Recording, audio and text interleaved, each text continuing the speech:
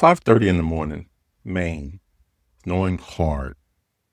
I've already showered, already dressed. I got a full day of work in front of me and a job that starts when it starts, regardless of what my driveway looks like. No, I had a guy. That was the whole arrangement. Storm comes, he's there by 5:30. I get out, I get to work on time. Simple, right? First storm, his truck broke down. That happens. I let that go. Second storm, he shows up at 7. By 7, I had already been outside shoveling, digging a path just to get enough to get my vehicle out in the clothes I had just put on after I had just taken a shower. Because I didn't like to be late, so I wasn't going to be late. And it took me a while to be honest with myself about why that happened. It wasn't his truck. It wasn't the snow. It wasn't even really him. It was a conversation that the two of us had months before that about his price. This is episode 8, the relationship pillar. I'm going to talk about it in a place you probably weren't expecting. Welcome back, peeps. I'm operations manager, real estate investor, and founder of Decoding Wealth built on the side, the podcast you listen to now. Everything I built on top of a full-time demanding career, same as most of you. Last week, I told you about buying my first property while I was living in a hotel. Today is the relationship pillar. This is the other side of a relationship. This is about the people your money actually runs through, the ones you don't think of as relationships because they've got invoices. Because here's what nobody told me when I bought that duplex. I thought I was buying a building. I was buying a set of relationships with a building attached to it. Let's get into it. Let's talk about it. Let me walk you through what actually happened after I closed. A duplex is a pile of wood and pipes. It does not produce $1 on its own, not one. Everything that building ever gave me came through another person. The rent came through my tenant. Whether that unit was full came down to a tenant. Whether the heat worked came down to whoever I can get out there. Whether I can get to my own job in February came down to a man with a plow. And the single most important financial move I made on that property, using the existing tenant's rent to help me qualify for the loan. I didn't learn that from a video. I told you in the last week, I learned it because I talked to realtors. I talked to people who own properties. I asked questions I probably should have known the answers to, but I didn't know. A person handed me that, not an algorithm, a person. Relationships are all about people. So here's the list nobody sells you when they sell you on real estate. A realtor who'll tell you the truth instead of just getting a sale. A lender actually looking at the situation. A tenant who pays and communicates. Somebody who can fix what you can't. And in New England, somebody who shows up at 5:30 in the morning with a plow, looking it out of your driveway. Simple as that. That's 5 relationships minimum before you even make one dime. But every single number in real estate deal, every return, every cash flow projection, every this property does X a month. Every one of those numbers is a bet on a human being doing what they said they would do. And I found that out the hard way in the snow. Been in Maine for many years. I've shoveled tons of snow. Just needed the plow guy to come take care of this for me. So let me tell you the whole story. I knew winter was coming. This is Maine. Snow is not applied to us.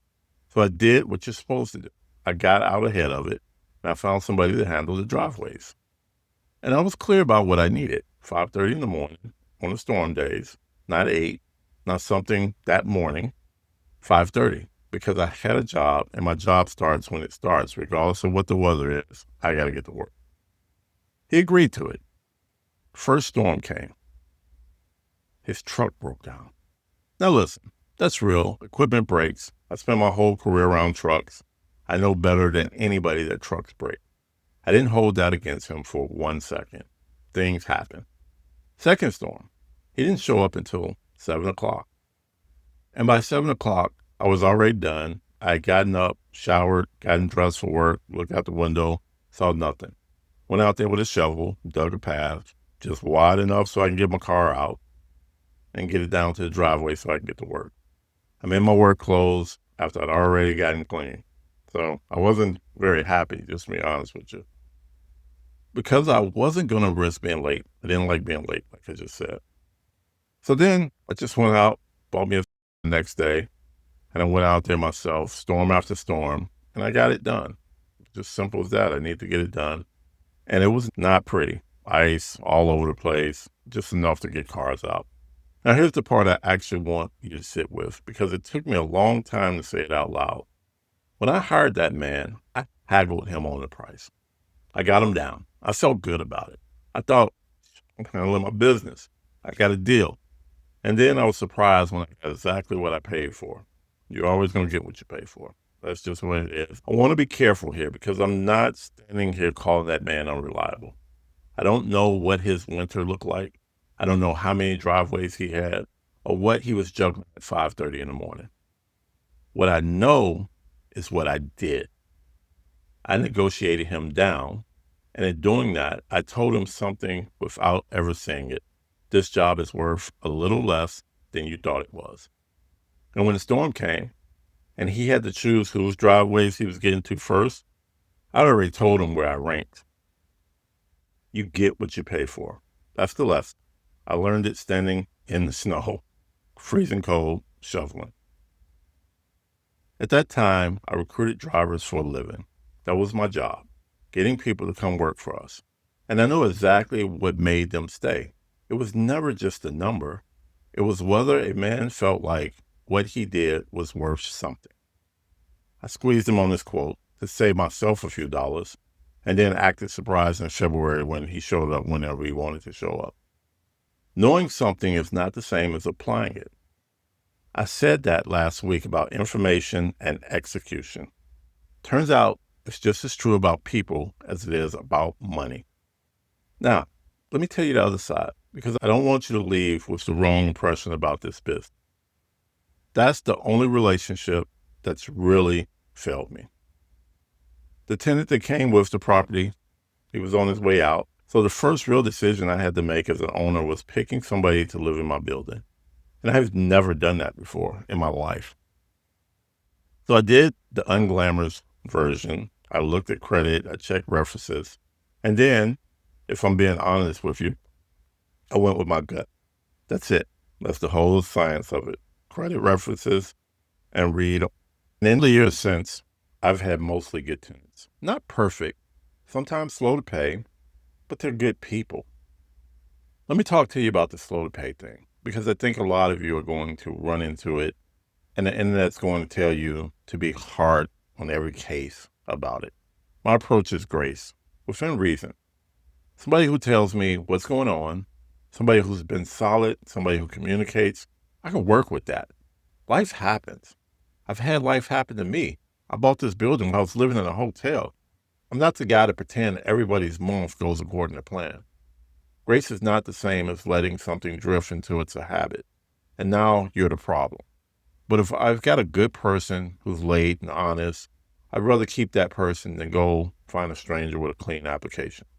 A good tenant who's occasionally late is worth more than an empty unit and a leap of faith.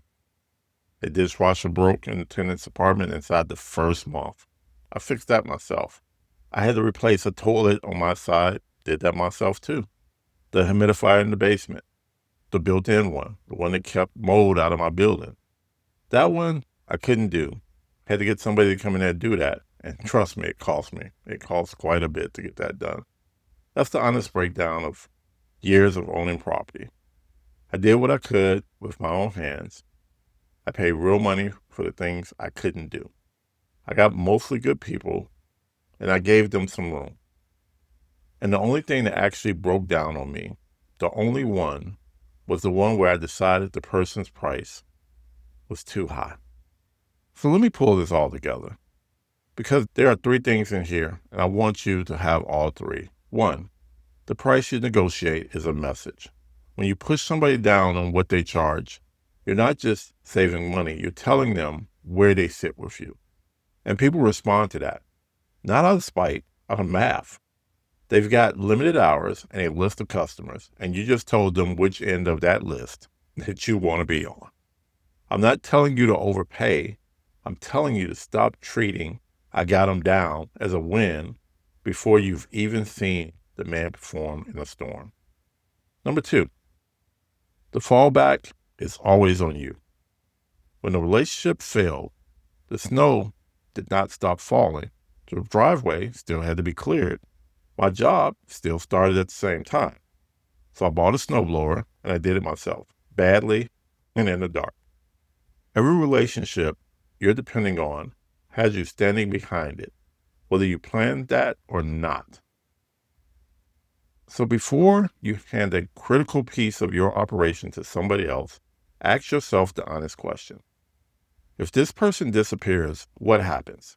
Because the answer is never nothing. The answer is always, it becomes mine. Number 3, the people you invest in are the ones that you hold. Good tenants, a little grace when it's earned, pay somebody properly for work you can't do yourself. That's not softness. That's the most practical thing in this episode. Those relationships are the only reason that building has ever produced a dollar. And what I bring it back to in this pillar, because this is exactly where the fresh method stops being a chart and starts being your Tuesday. This looks like a financial episode: property, rent, invoices, a snowblower. Every single thing that went right or wrong on that property came down to, guess, a relationship. That's the whole reason I stopped teaching the pillars one at a time. Your money does not live in a separate building from your people. So, 3 moves this week. These work whether you own a property, run a business, or you're just somebody who hires people to do things for you. Move 1. Look at what you paid the last person who let you down. Not to feel bad, just look. Did you negotiate that one? Did you pick the cheapest quote? Be honest about whether the failure started at the invoice. Move 2. Name your single point of failure this week. One person, the person where if they stopped answering the phone tomorrow, it lands on you. Everybody's got one, and most important, people have never said it out loud. Once you can name them, you've got 2 options, and they're both fine. Pay them like you mean it, or build yourself a backup. What's not fine is not knowing. Move number 3, pay somebody properly this month. Somebody who does a good job, work for you, and doesn't know you notice. Don't haggle them. Don't wait for the invoice. Tell them the work was good. That's not charity. It's not being soft. That's you buying reliability before you need it, which is the only time you can actually really buy it. So the fresh check this week, 3 questions. 1, who are you depending on right now that you've never actually invested in? Think about that. Number 2, what have you gotten cheap on that you're going to end up doing yourself at 5:30 in the morning? And number 3, if you're honest, if there's something you already know how to do for other people that you're not doing in your own life.